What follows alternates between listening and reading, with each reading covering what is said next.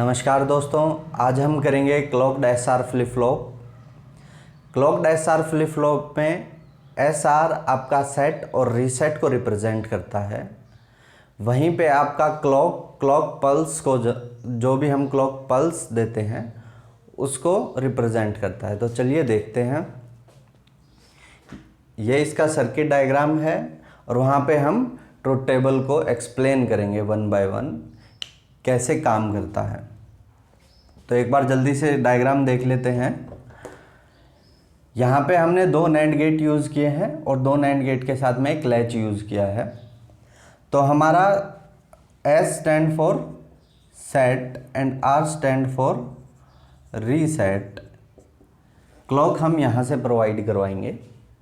और जैसे ही हम क्लॉक प्रोवाइड करवाएंगे वो दोनों में एक साथ जाएगी। अगर मान लीजिए हम क्लॉक 1 प्रोवाइड करवा रहे हैं तो दोनों में 1 बन जाएगी। ऐसा नहीं है कि एक में ही बन जाएगी वो, ठीक है।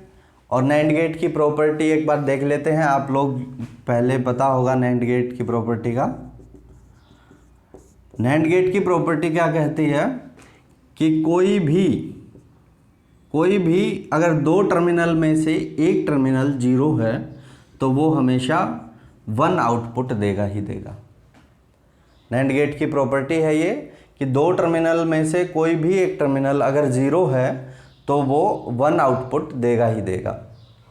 चलिए एक बार इसको जल्दी सी देख लेते हैं नैंड गेट को, फिर शुरू करते हैं आपका clocked SR flip flop. NAND gate में एक ये इस टाइप से आपकी ट्रुथ टेबल बनी होती है। मान लेता हूँ यहाँ पे 2 AB हमारे पास कोई भी इनपुट हैं और नैंड गेट बनता कैसे है, एंड प्लस नॉट गेट, ठीक है। एंड प्लस नॉट का कॉम्बिनेशन होता है नैंड गेट। तो चलिए जल्दी से देखते हैं। 0 0 दो इनपुट हो सकते हैं, 1 0 हो सकता है, 1 0 1 1, ठीक है। ये इनपुट हो सकते हैं आपके। अब अगर दोनों इनपुट 0 हैं तो एंड गेट क्या करता था, मल्टीप्लिकेशन। दोनों अगर 0 हैं तो 0 आएगा, एंड गेट की यहाँ पे लिखते हैं 0 आएगा। 1 और 0 की मल्टीप्लिकेशन तो भी 0, यहाँ भी 0, और 1 1 की मल्टीप्लिकेशन 1। आफ्टर दैट उसमें हमने नोट गेट और अप्लाई किया तो यहाँ पे हमारे पास 1 1 1 एंड 0, ये हमारी फाइनल स्टेट की आउटपुट आई है। ये हमारे पास फाइनल स्टेट की आउटपुट है। तो इसको कंपेयर करते हैं हम इनपुट के साथ में। तो देखिए जहाँ पे 0 है, जिस कॉलम में हमने 0 प्रोवाइड किया था नैंड गेट को, वहाँ हमारे पास 1 आउटपुट आया है।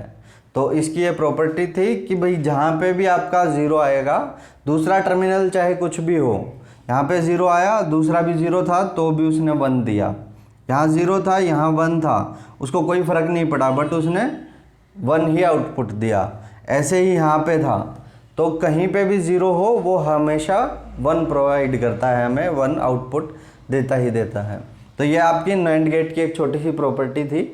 अभी चलिए देखते हैं clocked SR flip flop. NAND gate की प्रॉपर्टी बार बार यूज़ होगी यहाँ पे, इसलिए मैंने आप लोगों को बताया था ये। तो चलिए शुरू करते हैं।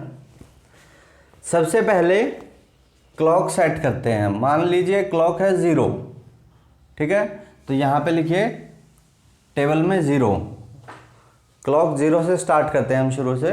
अगर क्लॉक 0 है और वो ये नैंड गेट 1, ये नैंड गेट 2, इन दोनों में इनपुट गया 0।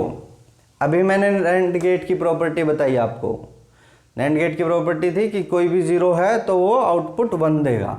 यहाँ पे आ गया 1, हमें कोई फ़र्क नहीं पड़ता कि S क्या है और R क्या है, ठीक है। बट 0 आया, हमने डायरेक्ट 0 को देखा और 1 उसका आउटपुट आ गया। अब आगे चलते हैं। यहाँ पे 1 है, यहाँ पे 1 है। नैंड गेट की प्रॉपर्टी ने ये तो कहा नहीं था कि भाई एक अगर 1 हो तो यही आंसर आएगा, इसलिए उसका दूसरा टर्मिनल होना बहुत ज़रूरी है। तो यहाँ पे देखते हैं हम, यहाँ पे कोई भी दूसरा टर्मिनल हमारे पास है नहीं तो क्या करेंगे हम, Q की जो प्रीवियस स्टेट है उसको लेके आएंगे। मान लेते हैं Q की प्रीवियस स्टेट आपकी 0 है और एक बार मान लेते हैं क्यू की प्रीवियस स्टेट आपकी 1 है। तो सबसे पहले हम 0 से स्टार्ट करते हैं। क्यू की प्रीवियस स्टेट मान ली 0, ये 0 यहाँ पे आया, ठीक है। जैसे ही ये 0 यहाँ पे आया तो वही same property again, NAND gate का एक टर्मिनल हमारे पास 0 आ गया तो ये 1 आ गया यहाँ पे, ठीक है। और ये 1 यहाँ से जाके यहाँ पे आया सर्किट के अंदर, 1 और 1 दोनों मिलके आउटपुट हमें क्या देंगे, 0। तो क्या हुआ, अगर मान लीजिए हमारे पास प्रीवियस वैल्यू 0 थी क्यू की, तो सेम प्रीवियस वैल्यू 0 आ रही है। अब 1 को देखते हैं एक बार। अगर हम मान लीजिए यहाँ पे Q की वैल्यू 1 है, Q की वैल्यू 1 है तो ये सारी चीज़ें बदल जाएंगी आपकी। प्रीवियस वैल्यू Q की 1 है तो यहाँ पे 1, दोनों टर्मिनल 1 है तो 0 आ जाएगा। और ये 0 जब यहाँ पे जाएगा तो 0 के साथ में नैंड गेट है हमारे पास, 0 के साथ में वो आउटपुट क्या देगा, 1 देगा। तो हमें क्या पता चला, अगर प्रीवियस स्टेट 0 थी तो वो अब की बार भी 0 ही प्रोवाइड करवा रहा है। अगर प्रीवियस स्टेट 1 है तो वो अब की बार भी 1 ही प्रोवाइड करवा रहा है।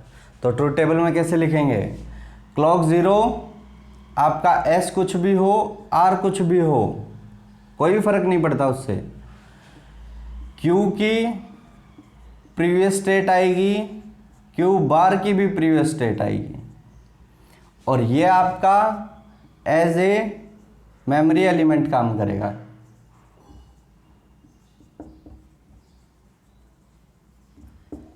ठीक है, अगर क्लॉक 0 रखी, हमने क्लॉक 0 प्रोवाइड की, एस की कुछ भी मान लीजिए आप, कुछ भी, और आर की भी, एक्स की और आर की कुछ भी वैल्यू हो, हमारे पास क्यू जो है वो प्रीवियस स्टेट का आएगा और क्यू बार है वो भी प्रीवियस स्टेट का आएगा। विच मीन्स कि जो हमारे पास ये कंडीशन है वो एज ए मेमोरी एलिमेंट काम करेगी।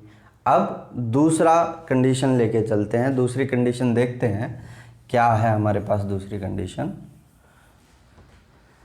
अब दूसरी कंडीशन देखते हैं क्लॉक 1।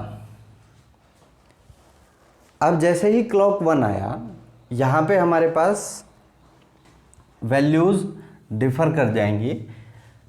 क्लॉक 1 दिया, ठीक है, अभी इसको हटाते हैं सबको।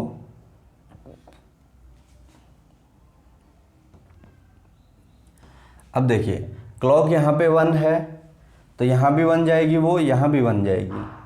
अब जैसे ही यहाँ पे 1 जाएगी तो वो किस पे डिपेंड करेगी, या तो S की इनपुट पे या R की इनपुट पे। तो हमें S और R की इनपुट लिखनी पड़ेंगी। तो S और R की इनपुट क्या क्या हो सकती हैं, 0 0 हो सकती हैं, 1 0 हो सकती हैं, 0 1 हो सकती हैं और 1 1 हो सकती हैं। इन सारी कंडीशन में क्लॉक आपकी 1 ही रहेगी।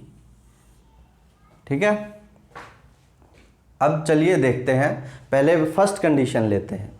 अगर मान लीजिए क्लॉक 1 है और हमने S भी 0 ले लिया और R भी 0 ले लिया तो क्या होगा। अगर S 0 लिया तो हमारे पास आउटपुट 1 आएगा, R 0 लिया तो यहाँ भी आउटपुट 1 ही आएगा।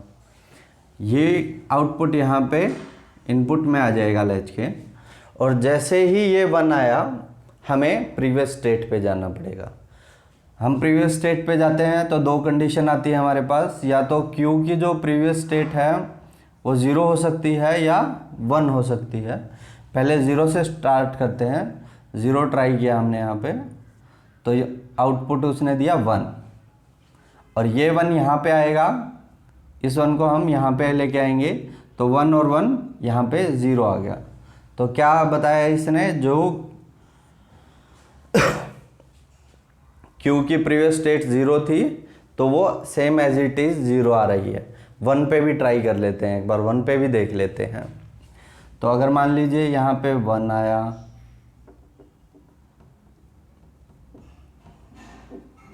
यहाँ पे 1 है मान लीजिए प्रीवियस स्टेट में, तो 1 और 1 0 आ जाएगा यहाँ पे, और जो आउटपुट 0 आया है ये यहाँ पे इनपुट चला जाएगा और यहाँ पे क्या आ जाएगा, 1 आ जाएगा। विच मीन्स कि यहाँ भी इस कंडीशन में भी आपका प्रीवियस स्टेट के अकॉर्डिंग ही काम किया उसने और एज ए मेमोरी एलिमेंट ही वर्क करेगा, सेम रहेगा, इसमें कोई भी अलग हमारे पास वैल्यू निकल के नहीं आई। अब हमारे पास एक अगली वैल्यू है क्लॉक 1 S0 और R1। चलिए देखते हैं इसको भी। क्लॉक 1 हमने दिया, S हमारे पास 0 और R 1। S0 है तो आगे देखते हैं क्या वैल्यू आएगी। S0 है तो हमारे पास 1 आएगा, यहाँ पे 1 आ जाएगा, और यहाँ पे दोनों 1 है तो यहाँ पे 0 आ जाएगा। ऑब्वियसली बात है, जब ये 0 है तो यहाँ पे हमारे पास कहीं ना कहीं आउटपुट 1 आएगा, और ये 1 यहाँ से उठा के हम यहाँ पे ले जाएंगे, दोनों 1 1 है। अब जैसे ही ये दोनों 1 1 है तो हमको आउटपुट क्या देंगे, 0। तो हमारे पास वैल्यू क्या निकल के आई, यहाँ पे 0 और यहाँ पे 1। इस कंडीशन को बोलते हैं हम रीसेट। इस कंडीशन को क्या बोलते हैं, रीसेट। ठीक है, नेक्स्ट कंडीशन को देखते हैं। नेक्स्ट कंडीशन में क्या है, क्लॉक 1 है, S1 है और R 0 है।